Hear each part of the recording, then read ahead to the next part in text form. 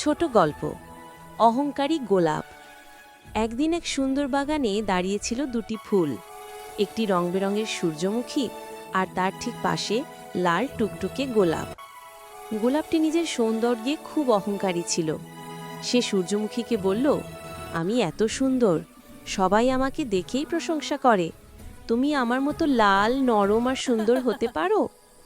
সূর্যমুখী একটু মন খারাপ করে বলল, সৌন্দর্য শুধু রঙে নয় বন্ধু, মনে থাকে আসল সৌন্দর্য।